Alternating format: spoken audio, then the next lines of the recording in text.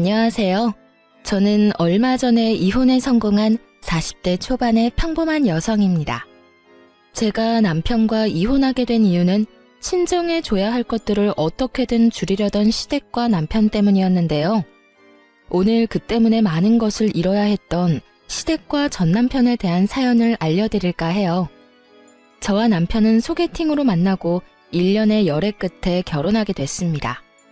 당시에 남편 집은 꽤나 잘 사는 집이었고 저희 집은 그다지 잘 사는 편은 아니었죠. 제가 어릴 때는 가난하지 않았던 것으로 기억하는데 그 뒤로 아버지의 사업이 망하면서 점점 안 좋아졌던 것 같아요. 그래도 부모님의 헌신 덕분에 힘든 상황에서도 대학을 졸업하고 대기업에 취직할 수 있었죠. 시댁에서는 저를 탐탁지 않게 여겼지만 그나마 대기업 직장인이라는 타이틀 하나만으로 받아들여 준 것 같았어요. 그렇게 결혼하고 집을 구하는데 괜찮은 곳을 찾을 수 없었어요. 직장과 가까우면 너무 금액이 컸고 금액을 맞추면 직장과 너무 멀어지는 상황이니 어느 한 곳 정하는 것이 힘들었어요. 그때 제 눈에 들어오는 매물이 하나 있었어요. 저는 그 매물을 절대로 놓치고 싶지 않았죠. 모든 것이 애매한 조건이었지만 딱 하나 그 집만이 가지고 있는 것이 있었거든요. 바로 할머니와 저의 추억이요. 제가 본 그 구옥은 할머니가 살아계실 때 살던 집이었어요. 아버지 사업이 망하면서 그 집도 팔아야 했는데 정말 무슨 인연인지 제가 결혼할 때쯤 그 집이 매물로 나왔더군요. 저는 남편에게 부탁했어요. 오빠, 나 그 구옥이 너무 갖고 싶어. 왜 굳이 거기야? 거기보다 훨씬 좋은 곳도 많잖아. 근데 가격도 적당하고 직장도 그렇게 멀지는 않고 괜찮은 것 같아. 그리고 왠지 정감 가잖아. 작지만 정원도 있고. 저는 어떻게 해서든 그 집을 저희 신혼집으로 만들고 싶었어요. 안쪽은 리모델링해서 쓰면 새 것처럼 쓸 수 있으니까요. 그리고 무엇보다 그 집의 정원에는 제가 태어났을 때 할머니가 심어준 나무가 있었거든요. 그 나무만은 제가 꼭 다시 보고 싶었던 거였어요. 다행스럽게도 그 집이 가격이 그리 비싸지 않았고 남편 직장과는 더 가까웠기 때문에 리모델링을 한다는 조건으로 그 집을 계약하기로 했어요. 신혼집은 리모델링 비용까지 합쳐서 저희 둘이서 반반 부담하기로 했어요. 그리고 제 돈은 이미 주택 구매 시 다 썼죠. 사실 저는 리모델링 비용을 조금이라도 아끼려고 저희 아버지에게 공사를 부탁하려고 했어요. 저희 아버지는 토목업에 종사하는 분이셨거든요. 공사 인부로 현장에도 가고 따로 의뢰를 받아서 인테리어 수리해주는 일을 하셨어요. 프리랜서로 하는 일이다 보니 많은 돈을 버는 건 아니었지만 그래도 아버지는 솜씨도 좋고 알고 지내는 인부들도 많았기 때문에 한번 부탁을 해볼 생각이었어요. 그런데 제가 그렇게 이야기했더니 시모가 반대를 하더군요. 예, 돈 아끼려고 그런 생각하는 마음은 잘 알겠는데 그렇다고 오랫동안 살 집을 이런 식으로 공사장에서 일만 하던 사람한테 맡기는 게 맞는 건가 싶어. 혹시 문제라도 생겨봐. 그럼 어떡하니? 우리가 너희 아버지한테 책임을 물을 수 있겠어? 그리고 일은 그런 식으로 하는 거 아니야. 아는 사람을 통해서 하면 더 부담스러운 법이다. 어머님, 저희 아버지 공사장에서 일만 하신 건 아니고 원래는 인테리어가 주 업무세요. 일이 없을 때는 공사 현장에 가서 일도 많이 하셔서 그렇지 인테리어도 자신 있는 분야니까 괜찮을 것 같은데? 그건 네 생각이지 않니? 네 아버지 솜씨가 좋았으면 여태껏 의뢰가 많이 들어왔겠지. 그런 거 아닌 거 보면 너희 아버지 솜씨도 알만하지. 아버지라고 무작정 감싸고 도는 것 같은데 그러지 마라. 나중에 너희 아버지 욕먹으면 어떡하려고? 그 이야기를 듣는데 빈정이 확 상하더라고요. 기분도 정말 나빴죠.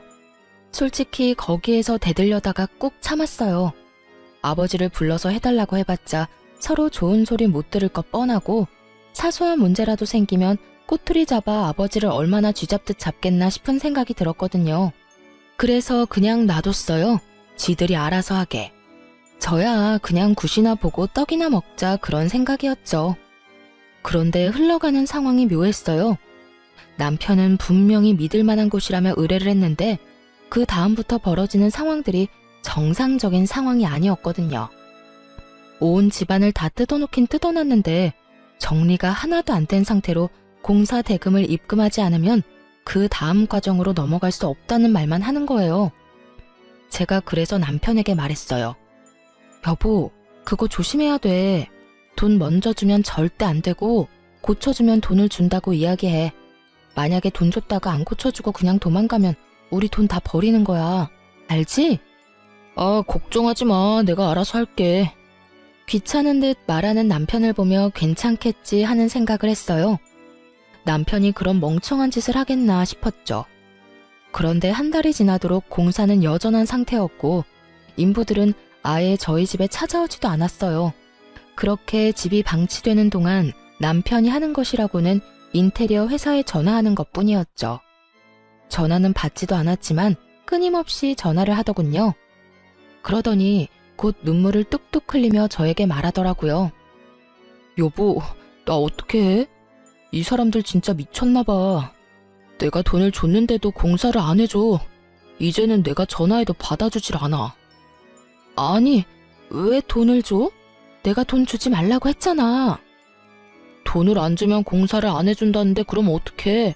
나도 어쩔 수 없이 준 거라고. 대체 얼마를 줬는데? 설마 리모델링 비용으로 쓸 돈 다 준 건 아니지? 그게 한 1,000만 원 정도 남았는데 지금 그게 문제가 아니야. 우리 집 사놓고도 못 들어가는 게 더 힘든 거지.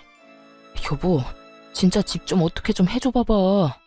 장인어른한테 부탁하면 안 될까? 너무 걱정되더라고요. 진짜로 이사 들어갈 날짜를 못 맞출까 봐요. 그래서 결국 친정아버지를 부를 수밖에 없었어요. 아버지에게 미안하다고 얘기하고 어쩔 수 없이 중단된 공사를 부탁했죠. 역시 아버지를 통해 부탁하니 모든 일이 일사천리로 잘 풀렸어요. 그리고 결과적으로는 제가 딱 원했던 예쁜 내부가 완성되었죠. 그렇게 리모델링을 끝낸 후 시모의 요청에 의해 집들이를 하게 됐어요. 집에 온 어머님이 그러더군요. 이거 봐, 얼마나 예쁘게 잘 나왔니? 아는 사람이라고 아무한테 맡겼으면 나중에 어쩔 뻔했어. 내가 하라는 대로 하니까 더 낫지? 시모는 저를 흘겨보며 그런 식으로 이야기하더군요. 그 집이 저희 친정아버지가 리모델링 한 거라고는 상상조차 못하는 얼굴이었어요. 저는 속으로 너무 웃겼어요. 무시하던 저희 아버지가 한 리모델링에 감탄하며 칭찬하는 시모를 보는데 속이 어찌나 시원하던지. 그리고 그때 집들이 왔던 고모님이 칭찬을 하고 난리가 났어요. 질부, 너무 예쁘다. 집 어느 회사에서 했어? 우리 집도 이제 다 낡아서 리모델링 해야 되는데. 우리는 이제 곧 이사 가야 하는데 리모델링 하면 돈 더 많이 받을 수 있으니까 생각하고 있어. 정말로 어디서 한 거니? 가르쳐 줄 수 있어? 제가 미소만 지으며 가만히 있자 남편이 고모들을 향해 그렇게 말하더라고요. 이번에 우리 리모델링 우리 장인어른이 해주셨어. 업체 통해서 하는 것보다 더 잘 돼서 나도 기분 좋아. 정말? 너무 좋겠다. 역시 아는 사람 통해서 하면 깔끔하고 좋다니까. 혹시 연락처 가르쳐 줄 수 있니? 우리 집도 어떻게 좀 안 될까? 친정아버지의 솜씨를 찬양하는 고모들을 보며 시모는 깜짝 놀란 듯 하더군요. 아무 소리도 못하고 그 사이에서 입만 꾹 다물고 있더라고요. 옳게, 사돈댁 연락처 좀 알려줄 수 없어? 이렇게 솜씨 좋은 사돈 소개도 안 시켜주고 너무하네. 우리 저번에 리모델링 해야 한다고 말한 적 있잖아. 그때라도 얘기 좀 해주지 그랬어? 그랬으면 여태껏 발품 파는 일 없었을 텐데. 그러게요. 저도 우리 사돈댁이 이렇게 능력이 좋은지 몰랐네요. 아니 며느리가 매번 겸손하게 이야기해서 나는 또 이렇게 출중한지 모르고 고모들 눈에도 예뻐 보이는가 보네요. 그래, 내가 딱 원하는 인테리어가 이런 거였어. 너무 젊지도 않고 너무 나이 들어 보이지도 않고 딱 감각적으로. 그렇죠? 걱정 마세요. 제가 사돈한테 잘 말해서 예쁘게 잘해달라고 말을 해놓을게요. 저희 아버지를 공사장에서 일하는 인부 정도라고 생각하며 무시하던 시모 입에서 결국 친정아버지 칭찬하는 말이 입 밖으로 술술 나오더군요. 속으로 정말 고소했거든요. 그렇게 무시하던 저희 아버지 진가를 당신 입으로 말하는 기분이 어떤가 묻고 싶을 정도로요. 그렇게 집들이가 끝나고 친척들이 모두 집으로 돌아갔어요. 그리고 본격적인 추궁 타임이 시작됐어요. 그 추궁의 주인공은 남편이었죠. 이게 어떻게 된 거야? 너 다른 업체 알아본다더니 왜 너희 장인어른한테 신세 졌니? 엄마, 그게 아니라 저도 상황이 좀 급해서. 남편이 아무 말도 못하고 우물쭈물하자 답답했던 시모가 저를 보며 물었어요. 너 설마 중간에서 너희 아버지한테 일 주자고 말한 거니? 그래서 너희 아버지가 리모델링 한 거야? 아니요. 저는 아버지에게 부탁한 적 없고 남편이 업체 찾아서 리모델링 하려고 했어요. 그런데 리모델링 업체가 사기꾼이었는지 집을 다 뜯어놓고는 돈만 홀라당 가져갔지 뭐예요? 제가 남편한테 돈 절대 입금하지 말라고 했는데 결국은 어머님한테 받은 돈 중에 1,000만 원만 남기고 싹 다 입금하는 바람에 그 사람들은 도망가고 집은 엉망진창이었어요. 업체는 나중에 찾아가니 아예 없는 주소고요. 그렇게 사기당했다며 울면서 저한테 부탁하는데 그럼 어떡해요? 저라도 뾰족한 수가 있는 건 아니잖아요. 그래서 아버지한테 부탁한 거예요. 다행히도 아버지가 깨끗하게 마무리해 주셨고요.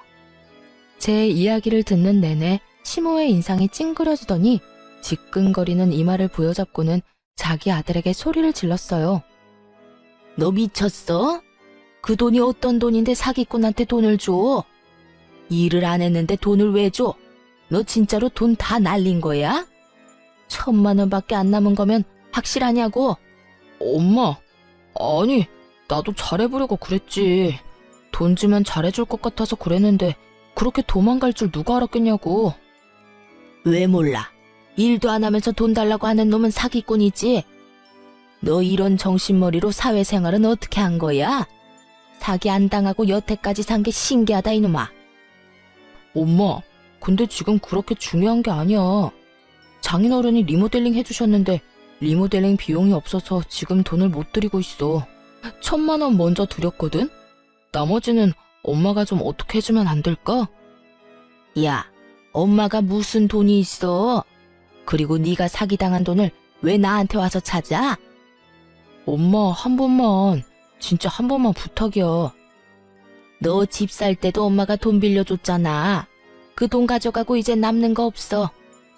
시모가 제 눈치를 살짝 보고는 그렇게 이야기하더군요. 돈이 없다는 건 사실이 아니었을 거예요. 시부가 사업을 하는데 그 정도 돈이 없을 리는 없죠. 그런데 시모가 뜬금없이 금으로 가져가지 않겠냐고 묻더군요. 저는 일단 아버지한테 물어본다고 이야기했어요. 아버지는 금으로 받아도 상관없다고 하더군요. 그렇게 리모델링 비용의 차액을 금으로 받았어요. 알고 보니 시부모가 모아놓은 금이 좀 있었던 것 같더라고요. 대부분이 남편 어릴 때 받은 금반지, 금팔찌, 금목걸이 등이었죠. 언젠가 남편한테 줄 생각이었던 것 같은데 돈은 주기 좀 그렇고 대신해서 이거라도 넘길 생각이었던 것 같아요. 그 정도는 감안하기로 했어요. 사실 저희가 현금을 손해보는 거랑 마찬가지지만 아버지는 여의치 않았어요. 왜냐하면 우리 집 리모델링을 해준 뒤로 여러 군데서 아버지를 찾는 연락이 많이 왔거든요. 동네에서 리모델링 꼼꼼하고 잘해준다는 소문이 나서 바쁘게 일하기 시작했으니까요. 그렇게 저희 신혼집에 집들이는 무사히 끝났죠. 시부모가 저희 친정아버지에 대해 인식을 달리한 좋은 일이었기도 했죠. 그렇게 별일 없이 평범하게 시간이 지났죠. 그동안 시부모는 저희 부모님을 무시하는 행동은 보이지 않았어요. 그만큼 저희 아버지 실력이 동네에 소문이 나기 시작했거든요. 그렇게 결혼 3년 차쯤에 친정아버지에게 뜻밖의 연락이 왔어요. 딸, 안사돈이 연락 왔던데 지금 살고 있는 집 리모델링 하고 싶다고 말이다. 내가 해줘도 될까? 일단 너한테는 먼저 이야기해야 할 것 같아서. 저는 솔직히 속으로 깜짝 놀랐어요. 저희 집의 부탁은 절대로 안 할 줄 알았거든요. 그런데 저희 신혼집 상태를 보고 아무것도 모른다며 무시하던 저희 아버지를 찾은 걸 보니 이제야 친정아버지 진가를 알아챘나 싶어서 어깨가 으쓱하더라고요. 그럼 해드려도 되지. 아빠가 상담 잘해서 원하는 대로 잘 맞춰줘. 그런데 아빠 요즘 바쁘다고 하지 않았어? 바쁘기는 한데 그래도 네 시댁이잖아. 내가 좀 더 신경 써야지. 그런데 걱정은 안 돼? 혹시나 만에 하나라도 공사 잘못되면 진짜 아빠 물고 뜯을 사람들이거든. 나는 왜 이렇게 걱정되지? 괜찮아. 아빠가 애도 아니고 알아서 할 테니까 너는 너무 걱정 말고 있어. 그렇게 저의 작은 걱정을 뒤로하고 공사는 완벽하게 끝났어요. 시부모가 원하는 상을 맞추느라 기한이 좀 길어졌지만 그래도 굉장히 흡족할 만한 결과물이 나왔죠. 누구도 그걸 부정할 수는 없었어요. 시부모가 입이 귀에 걸릴 만큼 웃고 있었으니까요. 그런데 문제는 그 뒤에 터졌어요. 공사가 완료됐는데도 공사 대금을 안 주는 거예요. 공사 진행 중에 달라고 한 것도 아니고 공사가 다 완료된 뒤에 달라고 하는데도 계속 미루더군요. 결국 참다 못한 제가 시모에게 먼저 말했죠. 어머님, 저희 아버지 공사 대금은 언제쯤 받을 수 있을까요? 아버지만 일한 거면 상관없지만 함께 일한 아저씨들도 일한 만큼 돈은 가져가야 하잖아요. 그러니까 좀 기다리래도. 우리가 지금 돈이 없어. 너도 알잖니? 너희 시아버지 사업이 요새 좀 많이 힘든 거. 그럼 사업 힘들 때 리모델링은 왜 하셨는데요? 라는 말이 목구멍까지 치고 올라왔지만 일단 참았어요. 그리고 다시 되물었죠. 그러니까요. 아버님 사업 힘든 만큼 저희 아버지도 지금 힘들어요. 저희 아버지는 모르지만 다른 아저씨들은 아마 신고라도 해서 그 돈 당장 받으려고 하실 거예요. 어떡하실 거예요? 신고라는 무서운 단어에 시모도 한 발짝 물러서려는 건지 저한테 거래를 제안하더군요. 택도 없는 거래를요. 내가 공사 대금 안 주겠다는 거 절대 아니야. 돈이 없으니 다른 걸로 줘도 괜찮을까? 이를테면 땅 같은 거. 내가 개인적으로 가지고 있는 땅이 있는데 그걸로 공사 대금 치른 걸로 하면 좋을 것 같은데. 이참에 재테크한다 생각하고. 공사 대금이 약 7천만 원이었거든요. 그런데 땅값이 7천이라는 건 그만큼 아주 작거나 쓸모없는 땅일 확률이 크다는 거잖아요. 땅값이야말로 여기저기 금액대가 다 다른데 게다가 혹시라도 그린벨트로 묶인 지역이면 개발도 안 되고 건축도 제대로 못하는데 받아봐야 소용도 없을 거고요.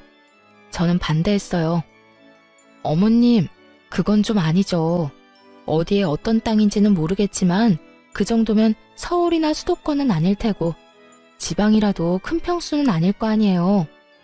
그렇다면 산골 오지에 있는 땅이거나 임야 그린벨트 같은 곳일 텐데 제가 뭘 믿고 그 땅을 아버지한테 드려요? 제발 상식적으로 생각해서 말씀 좀 하세요. 여보, 잠시만 내 이야기 좀 들어봐. 내가 가봤는데 굉장히 괜찮은 땅이야.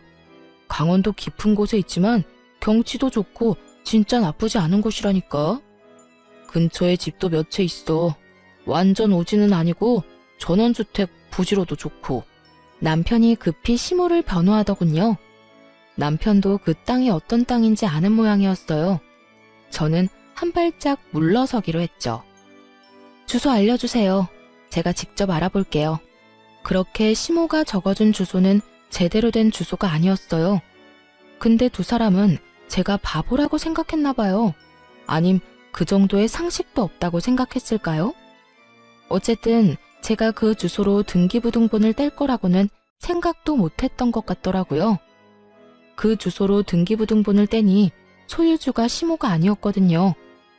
분명히 주소를 잘못 적어준 게 분명해 보였어요. 그래서 어떻게 할까 하다가 남편 컴퓨터로 인터넷에 들어가서 내 토지 찾기를 찾아서 확인하기로 했어요. 시모에 공인인증서가 있어야 했지만 남편이 예전에 공인인증서 갱신해주고 남편 컴퓨터에 저장하는 것까지 옆에서 본 적 있거든요.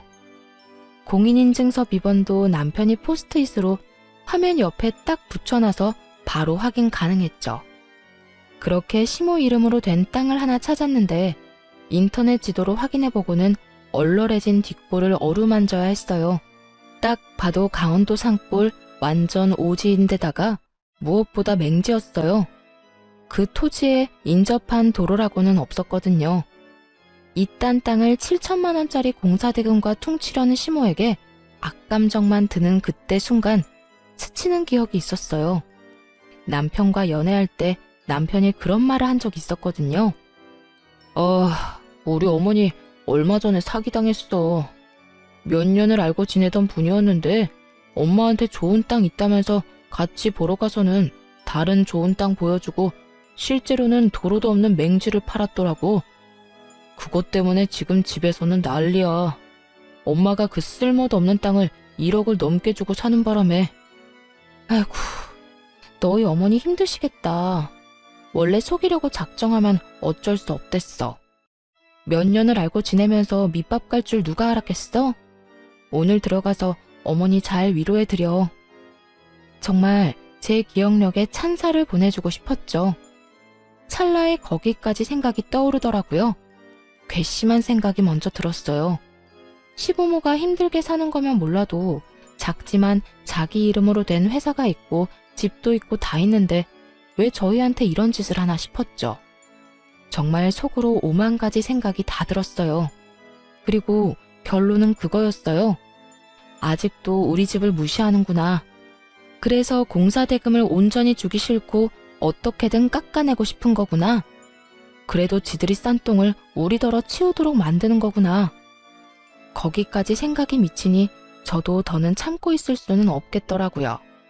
시댁으로 갔죠. 남편도 그쪽으로 오라고 했고요. 다들 모였을 때 제가 단도직입적으로 말했어요. 어머님이 주시겠다는 땅 제가 찾아봤어요. 산골 오지에 맹지던데요. 그런데 그거 예전에 부동산 사기당했을 때 뭣도 모르고 사신 땅 아니에요? 왜 그걸 저희한테 떠넘기려고 하시는 거예요? 저희가 그렇게 바보로 보여요? 거기까지 알아낼 줄은 몰랐는지 다들 당황하며 눈치만 보더군요. 당신 주소는 어떻게 알아낸 거야? 너랑 너희 집이 안 가르쳐주니까 내가 직접 알아봤지. 내 토지 찾기 하니까 나오던데. 뭐? 그거 우리 엄마 공인인증서 없으면 못 보잖아. 우와, 당신 지금 나 몰래 우리 엄마 재산 알아본 거야?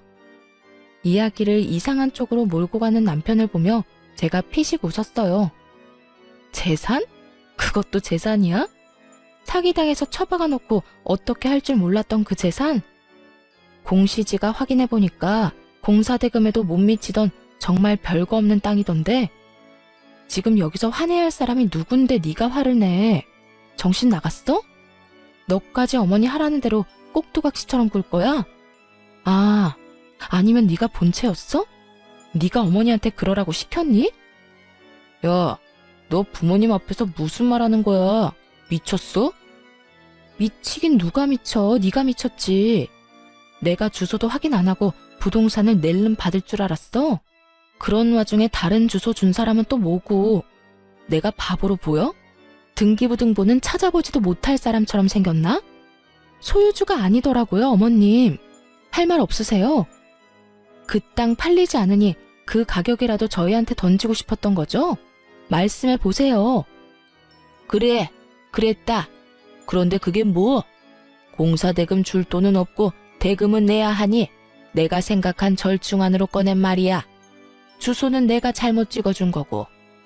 그리고 너는 애가 은혜도 모르고 이 시어미를 이렇게 못살게 굴 수가 있니? 막말로 너희 아버지 우리 덕분에 일거리 많아진 거 아니니? 그 정도로 의뢰 많이 받았으면 우리 집 공사 정도는 공짜로 해줘도 되는 거 아니냐고. 그게 왜 어머님 덕분이에요? 저희 아버지가 솜씨가 좋아서 일이 많이 들어온 걸, 그리고 생색내는 거 부끄럽지도 않으세요? 저희 아버지가 우리 신혼집 리모델링 해주겠다고 했을 때 절대 안 된다며 막은 사람이 누군데. 그래놓고 뭐요? 우리 덕분? 바보 같은 남편 덕분이겠죠. 등신같이 사기만 안 당했으면 저희 아버지가 뒷수습해줄 일도 없었을 테니까. 야, 너 무슨 말을 그렇게 해? 나 지금 무시하는 거지? 우와, 이런 식으로 나오면 나도 못 참아. 그리고 우리 집이 돈 떼먹는 데서? 준댔잖아. 돈 없으니까 땅으로. 그 땅이 없는 땅도 아니고 실제로 있는 땅이야. 돈도 우리 팔려는 것보다 더 비싸게 주고 산 땅이고. 사기당했으니까 그렇지. 지금 네 말은 우리더러 너희 엄마가 싼 똥이나 치우라는 거잖아, 이 나쁜 놈아.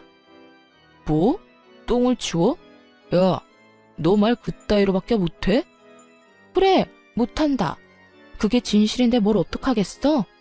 왜? 한 대 치고 싶어? 쳐. 치고 나도 편해져 보자, 어? 적반하장으로 나오던 시부모와 남편은 막 나가는 저를 보며 어이없는 표정을 짓더니 남편이 이내 그러더군요. 네가 이렇게까지 비이성적이고 감정적인 인간인 줄 몰랐어. 우리 이혼하자. 어차피 애도 없는데 잘 됐지 뭐. 그리고 엄마가 이번 리모델링 끝나면 더는 너 쓸모도 없으니까 이혼하라고 했거든? 내가 그렇게까지 할 생각은 없었는데 엄마 말이 옳았던 것 같다. 이혼해. 아, 벌써 이야기가 그렇게 다 된 거였어? 그러니까 그딴 땅도 땅이라고 넘기겠다고 하지. 미친, 내가 너 용서할 줄 알아? 봉사대금 죽을 때까지 너 괴롭혀서라도 다 받아낼 거야. 한 푼도 남김없이 탈탈. 그러든지 말든지. 우리는 돈 없어. 공사대금 받아가고 싶으면 돈 생길 때까지 기다리든지 아니면 그 땅으로 가져가. 그거 아니고는 타협 없어. 왜 돈이 없어? 네가 주면 되지. 우리 신혼집 나한테 넘기고 가. 내가 차액 줄게. 그럼 되지? 그건 못 주지. 집값이 어떻게 될 줄 알고. 머리 쓰려는 것 같은데 그건 안 돼. 재산 분할하더라도 그 집은 내가 가질 거야. 너랑 내가 반반 냈으니 내가 시세에 반 떼주면 되는 거잖아. 남편분이 무슨 생각인지 빤하더군요.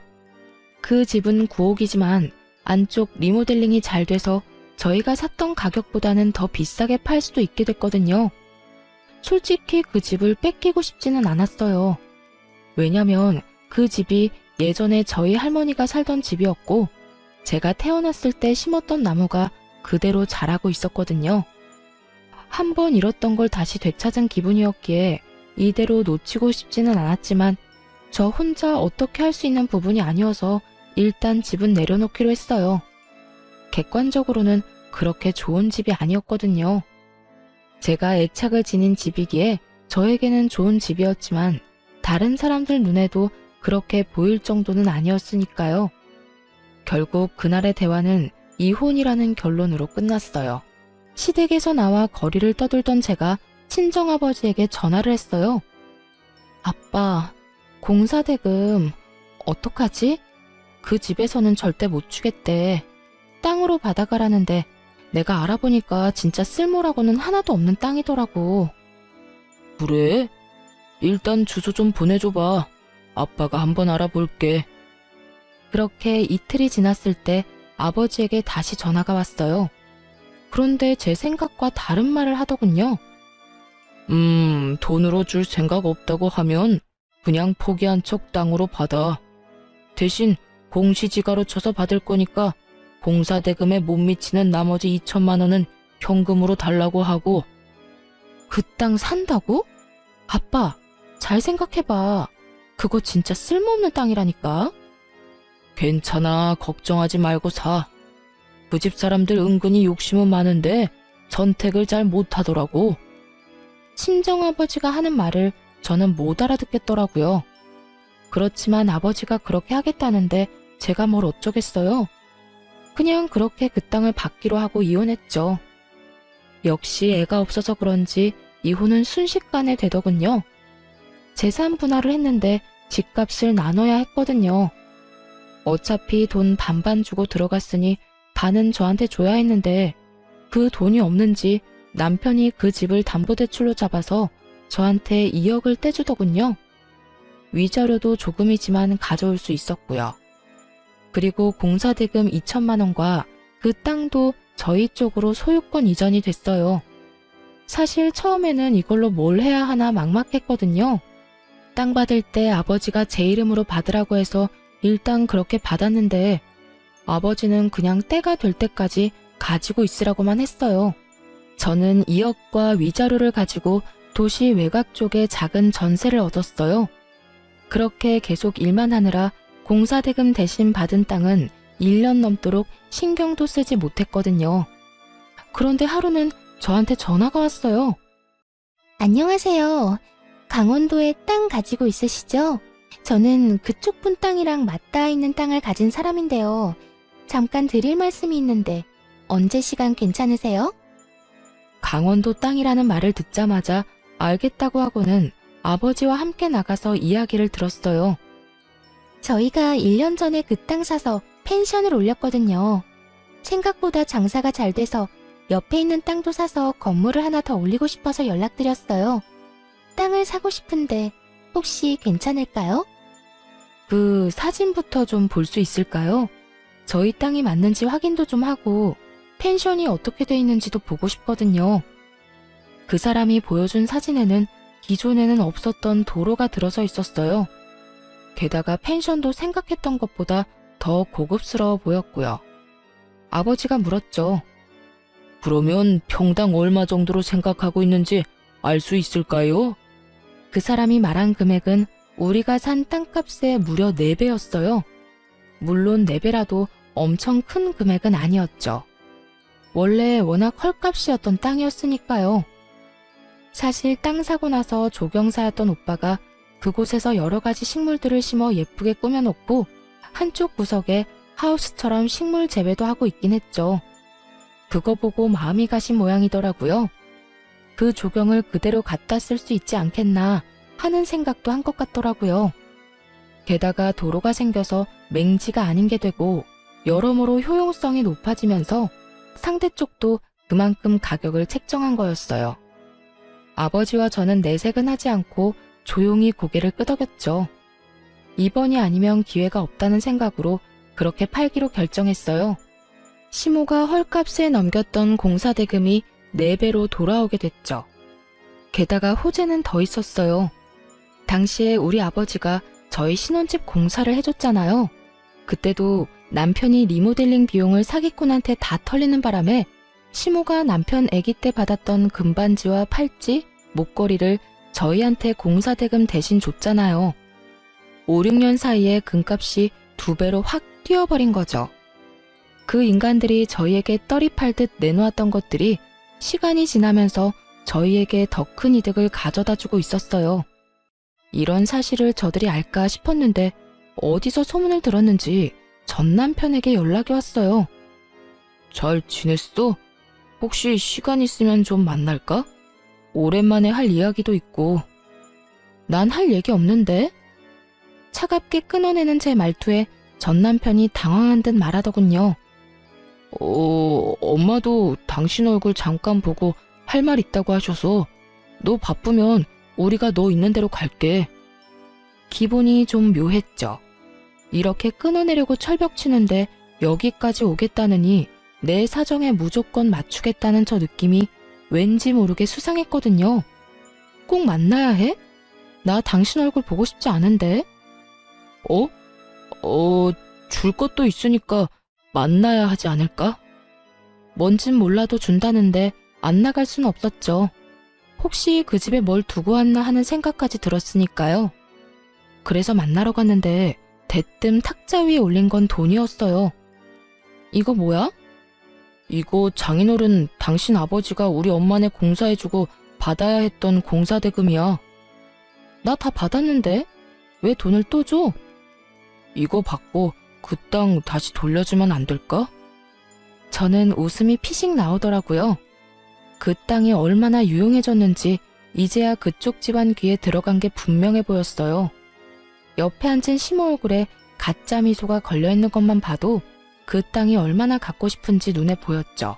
저는 그 돈이 든 종이 가방으로 남편 쪽으로 밀었어요. 그 땅 소유권 이전된 지 1년 넘었고 얼마 전에 다른 사람한테 이미 팔았어.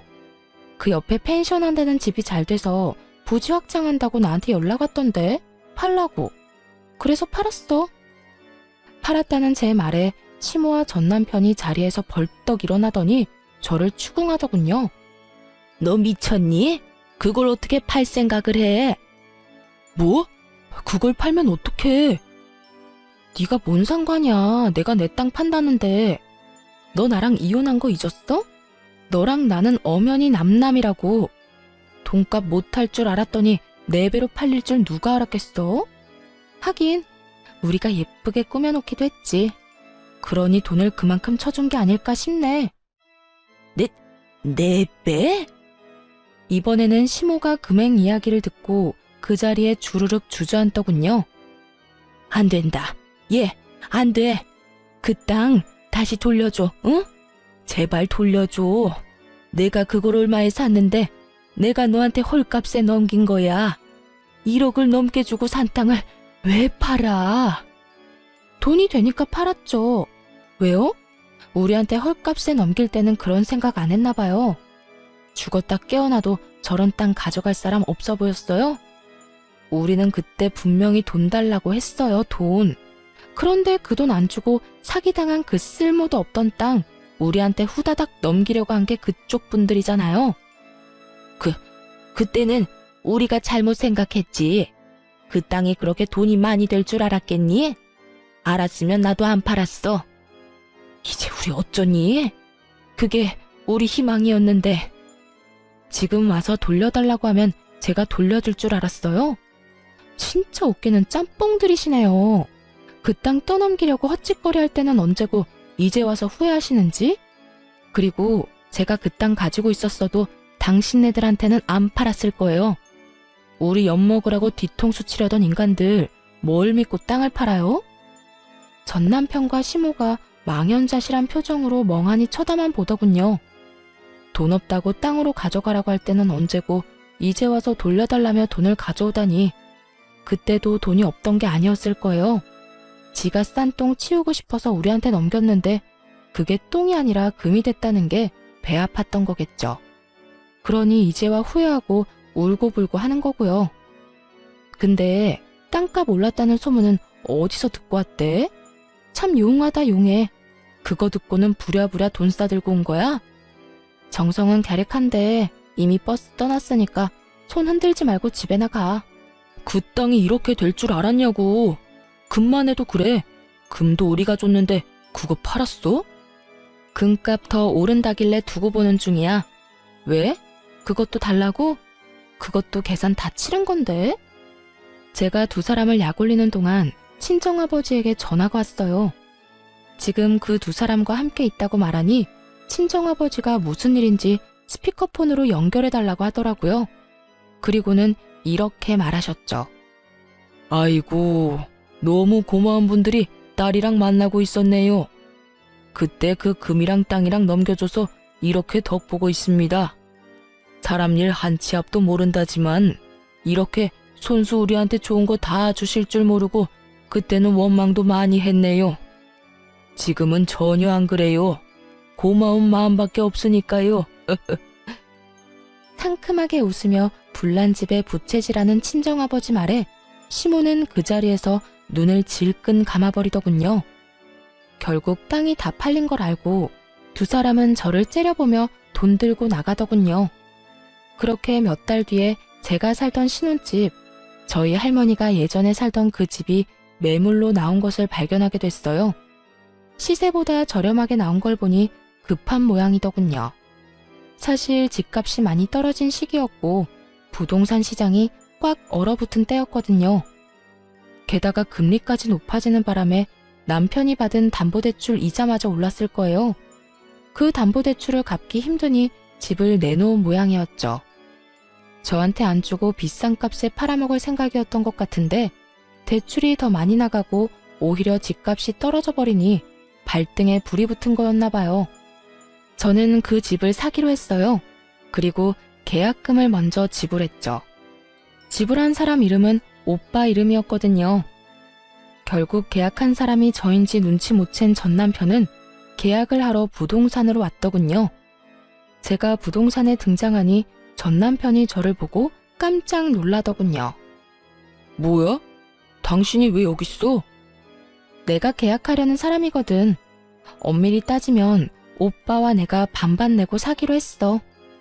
당신이 왜 여기에 있냐고. 그 집이 그렇게 갖고 싶었어? 그러고 보니 그렇네. 너 일부러 나 이렇게 놔뒀지? 네가 그 집 필요한 것처럼 욕심내는 모습 보이면 내가 오히려 더 이 쓸모도 없는 집에 집착할 거 알고 그래서 그랬지? 너 때문에 지금 내가 무슨 꼴인지 알아? 이자 올라서 대출금도 못 갚을 처지야. 그래놓고 이것까지 헐값에 가져가려고? 야, 너 미쳤어? 내가 줄 것 같아? 안 주면 그만이지. 왜 소리 지르고 난리야. 그리고 내가 뭘 어쨌는데? 우리가 왜 이혼한 건지는 알기나 하냐? 네가 우리 집 무시했잖아. 너희 집 전체가. 우리 아버지 공사장에서 일한다고 무시하고 공사 대금도 제대로 안 주려고 하고. 이게 다 너희 집이 우리 집 무시하는 바람에 네가 피본 거잖아. 너희가 정당하게 공사 대금 돈으로 줬으면 너한테 억울할 일이 있었겠어? 그 금도 다 너희 집 거였고 그 땅도 다 너희 거였어. 누가 달랬어? 지들이 제발 가져가라고 떠밀어 놓고는 이제 와서 누구 탓을 해? 한 입으로 두 말하는 양아치 같으니라고. 말 다 했어? 나 안 팔아. 안 팔 거니까 꺼져. 그래? 그럼 관둬. 그럼 계약금이나 배상해. 알지? 2배. 매도자가 계약금을 받은 채로 계약을 파기하면 그 2배를 지불해야 한다는 조건이 있었거든요. 결국 전 남편이 씩씩대며 제게 그 돈의 2배를 돌려줬죠. 그렇지만 제가 그 집을 포기한 건 아니었어요. 계속 주시하고 있었죠. 결국 제가 원하던 연락이 왔더라고요. 아직 그 집 살 생각 있어? 생각보다 집이 안 팔리니 똥줄이 탄 모양이었어요. 하긴 아파트도 아닌 구옥에 외관도 허름했으니 그렇게 쉽게 팔릴 리가 없었죠. 내가 굳이? 그런 짓을 왜 해야 하는데? 이미 한 번 엎질러진 계약인데 너 그때 죽어도 안 판다고 하지 않았어? 말이 그렇다는 말이지. 내가 진짜 안 팔려고 그런 건 아니야. 살 생각 있으면 제값 주고 가져가던가. 미안한데 살 생각 없어. 당신이 알아서 잘 처리해. 다시는 연락하지 마. 야, 잠깐만. 내 말 좀 들어봐. 아깝지 않아? 너 이 집 좋아했잖아. 그럼 좀 더 깎아줄게. 제발 부탁이야. 한 번만 내 말 좀 들어줘봐. 됐다니까. 끊는다. 그렇게 끊어버리자 문자로 온갖 욕을 다 보냈더라고요. 사실 일부러 튕겼어요. 안 팔릴 거라는 거 알고 있었으니까요. 결국 3달 뒤쯤 그 집이 경매 매물로 나와 있는 걸 발견했죠. 담보대출이 워낙 많고 워낙 오래된 집인데다 아무래도 입지가 좋은 곳도 아니라 몇 번이나 유찰이 됐더군요. 그래서 가격이 많이 떨어진 상태였어요. 그리고 그건 저에게 매우 좋은 기회였죠. 제가 저번에 사려던 금액보다 훨씬 저렴하게 낙찰받을 수 있었거든요. 그 뒤에 낙찰받은 사람이 저라는 걸 알았는지 전 남편에게 연락이 왔어요. 야, 너 경매로 나올 거 생각하고 안 샀지? 어떻게 이렇게 악독할 수가 있어? 나는 완전 빈털털이 아무것도 없는 이웃남 신세가 됐는데 왜 너만 잘 나가냐고. 네가 왜 빈털털이야? 너희 아버지 사업하잖아. 가서 돈 달라고 하면 되지. 지금 그 사업도 망하기 일보 직전이라고. 내 상황이 이런데 어떻게 너까지 내 뒤통수를 쳐? 그래도 한때는 와이프였잖아. 내 뒤통수 먼저 친 건 너고요. 사기당해서 산 땅 우리 집에 헐값에 넘기려던 게 너 아니었어? 되게 넌 결백한 것처럼 말하네. 그래도 지금 결과를 보라고. 너 혼자 다 가져가게 됐잖아. 이건 아니잖아. 왜 내가 이런 꼴을 당해야 해? 왜? 투정 부리고 싶으면 너네 엄마 찾아가서 투정 부려. 나한테 전화해서 이딴 하소연하지 말고. 듣기 싫으니까 끊을게. 그렇게 전화를 끊고 다음 날인가 시모가 저한테 전화했더라고요. 제가 시모 번호를 차단해놨더니 모르는 사람 번호로 전화해서요. 야, 네가 인간이야? 어떻게 우리 애를 다 털어먹을 수가 있어? 네가 그러고도 양심이 있는 거야? 피도 눈물도 없는 년 결혼을 시키지 말았어야 했어. 그랬으면 우리 아들이 이렇게까지 너한테 다 뺏기진 않았을 텐데. 헛소리 하려고 전화하셨어요? 웃기네요. 싫다는데도 저한테 자기들 거 다 안겨준 건 그쪽이랑 그쪽 아드님이잖아요. 그래놓고 이제 와서 후회는 왜 해요? 남의 떡이 커 보여요? 아, 하긴 떡이 그때보다 많이 커지긴 했죠. 그렇다고 해서 이미 준 걸로 후회하면 한도 끝도 없어요. 그래도 인간적으로 고마움은 전할게요. 그때 우리 집에 주신 거 다 고마워요. 안 받았으면 큰일 났을 거예요. 이렇게 대박 칠 줄 누가 알았겠냐고요. 아유, 아까운 내 금, 아까운 내 땅. 그것들이 지금 시세가 얼만데 그걸 놔뒀으면 내가 지금쯤 이러고 있지도 않을 텐데. 아이고, 내가 미쳤지. 왜 그걸 전현한테 줘가지고 조금만 더 기다렸으면 됐을걸. 전화로 악담을 퍼붓던 시모의 전화를 끊어버렸어요. 이제와 후회한들 어쩌겠어요. 저는 손해 하나 안 보고 이혼했으니 이혼 잘한 거지만 공사 대금 좀 아끼려다가 손에 쥔 패드를 모조리 넘기고 결국은 나중에서야 후회하며 눈물 흘리는 저들은 이혼이 최악의 선택이었던 거죠. 그리고 이렇게 된 것도 제 탓은 아니잖아요. 그래도 그 집까지 뺏어오니 속이 다 시원하더군요. 저는 경매로 산 우리 신혼집의 외관을 친정아버지에게 부탁해 살짝 고쳐서 살고 있어요. 아버지도 그 집 가져온 거 너무 좋아하셨고요. 그 집에는 저뿐만이 아니라 아버지의 추억도 함께 들어 있으니까요. 친정아버지도 종종 들르는 집이니 앞으로도 제가 계속 가지고 갈 집 같아요. 어떠세요? 웃기지 않나요? 어떻게든 값 깎아보려다가 영혼까지 탈탈 털린 저의 전 시댁 사람들 이야기요. 여러분들이 재미있게 읽어주셨다면 좋겠네요. 그럼 모두들 즐거운 하루 되세요.